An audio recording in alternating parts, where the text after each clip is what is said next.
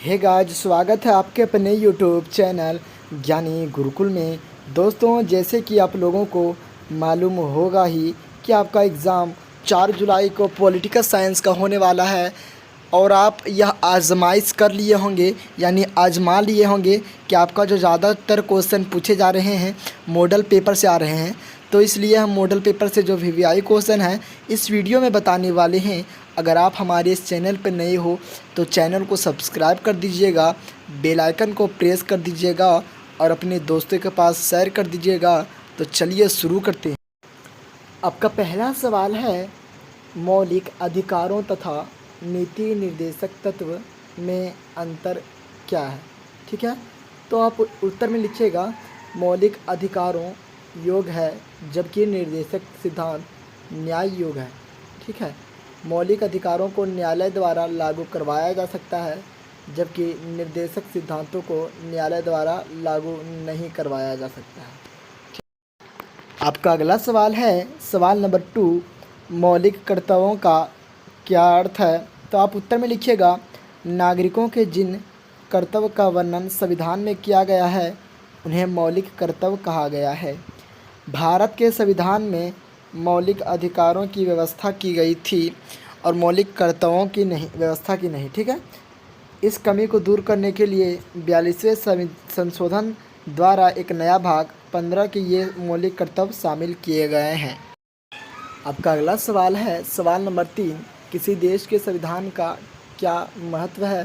दोस्तों, हम जितने भी क्वेश्चन का आंसर करा रहे हैं आप उसे रटने की कोशिश ना करें, समझने की कोशिश करें, समझ के लिखें। अगर आप रटिएगा तो वहाँ जेते जेते भुला जाइएगा रास्ता में, इसलिए आप उसे समझने की कोशिश कीजिए, रटने की कोशिश एकदम ना करें। देखिए उत्तर में क्या लिखा है, संविधान में ही बताया जाता है कि सरकार के विभिन्न अंगों की क्या क्या शक्तियाँ और इनके क्या क्या दायित्व होते हैं। ठीक है, कितना बढ़िया जवाब लिखा है। देखिए आपका सवाल था किसी देश के संविधान का क्या महत्व है। संविधान सबसे बड़ा सर्वोच्च कानून माना जाता है, सर्वोच्च कानूनी किताब है।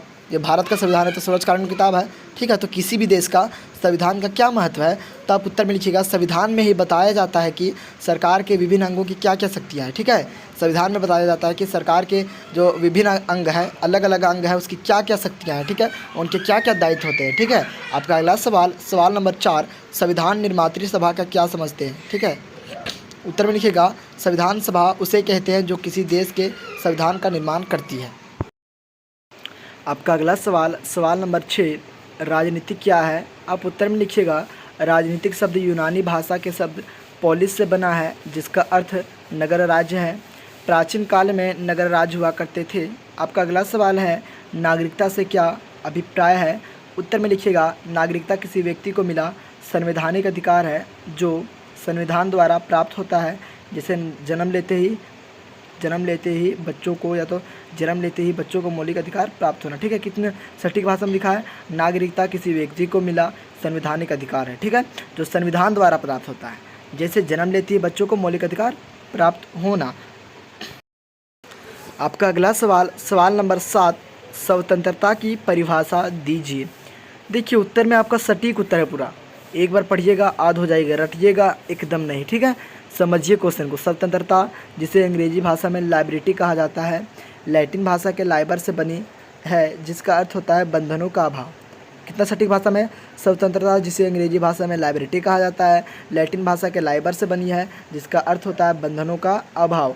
अतः किसी भी बाहरी हस्तक्षेप या बाहरी दबाव से प्रभावित हुए बिना सोचने विचारने आजीवन यापन करने का स्वतंत्रता कहा जाता है। ठीक है, आपका अगला सवाल, सवाल नंबर 8, समानता से आप क्या समझते हैं।